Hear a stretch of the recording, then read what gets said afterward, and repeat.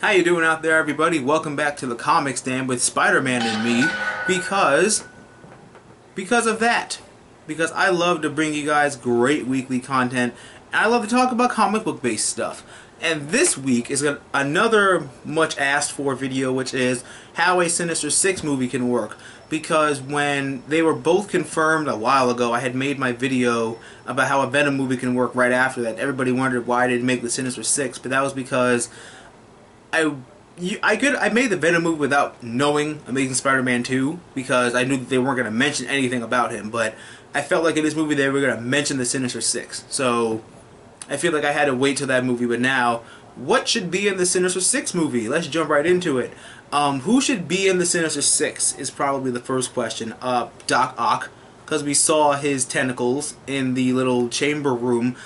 I would love to have James Spader be Dr. Octopus, because I love him on the Blacklist, and he is an amazing actor. I think that he would do just as good as the guy that played him in Spider-Man 2. James Spader for Doc Ock all day. Electro, pretty much this is like, the Sinister Six to me has always been like Spider-Man's Ramona Flowers. I mean, this is like Ramona Flowers and Scott Pilgrim. You have to deal with your 7 evil exes now. You gotta deal with your 6 greatest villains that you defeated one by one. So pretty much Doc Ock, Electro, Kraven the Hunter, if they've mentioned him before. I remember I made an Amazing Spider-Man 3 villain request video. The Vulture, because we already saw his wings and everything in that room. Now, as for the 5th and 6th ones, Sandman and Mysterio were part of the original Sinister Six, but I feel like they deserve to be their own villains in a movie first. So I would put Shocker in place of one of them.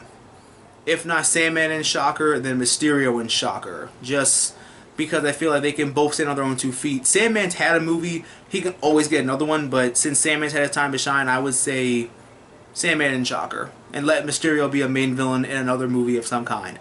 But how's a movie like this going to work, you ask? It's a movie, it's a team-up movie, but not like the Avengers, because they're villains, and they want to kick Spider-Man's ass. Sorry, but let's jump right into more stuff. This movie is going to be Hell Hath No Fury, like a rogue gallery scorned. All these villains are brought together by who I would assume is Dane DeHaan's Green Goblin Jr., and maybe he'll be a part of the Sinister Six. I don't know, but I feel like this movie is going to basically be that movie where it's like, you know, we all have one thing in common. We all want to defeat Spider-Man, so let's band together to do that. To bring down the Spider is our greatest and most wanted goal. So let's all try and work together. At first, you know, they're going to have their blah, blah, blah. We can't work in teams and such. But, you know, Doc Ock or anybody else would know that there's at least 2 people on that team that have leadership issues. Like, I feel like Doc Ock and Dane DeHaan's Harry Osborn will be the ones to go at it a lot for leadership, because they are both stubborn and they are both not willing to take orders from another person. So I would like to see that dynamic also about who should run the team. With the villains introduced in hopefully their own movies, like in Amazing Spider-Man sequels, because they even said that Sinister Six won't come out for a while. So I'm guessing maybe after Amazing Spider-Man 3, or hell, even 4, if they decide to keep making more Spider-Man movies, that this would be something that they can continue on from something like that. So hopefully with their introduction taken care of, we can just get right into the action of the Sinister Six. Action is going to be pretty unfair in this movie. It's going to be 6 against 1, or 6 against 2 if Black Cat decides to help if she's Black Cat by the time this movie comes out, or if Spider-Man decides to pick them off one by one. But like I said, we'll see what happens with that. But honestly, one of the things I'm hoping for is that if this comes out first and then the Venom movie comes out, Spider-Man should have the symbiote suit in this movie, because he's going to need a little extra power boost to deal with 6 of his greatest villains, and nothing says power up like the symbiote suit. Plus 50 power, plus 50 endurance, luck, health, all that good stuff. But like I said, him wearing the symbiote suit will be perfect for this movie, and I would love it.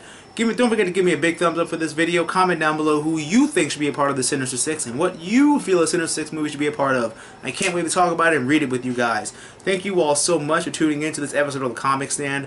I'm going to catch you guys next week with another great episode. Don't forget to hit that subscribe button so when I make new videos every Wednesday and Saturday, you guys will be the first to know. And like always, share with all your awesome friends. Give me a big thumbs up, comment, rate, subscribe, all that good stuff. And always remember that through good times and bad times, always remember to geek out and enjoy your lives. And I'm going to catch you guys next week for more great weekly content.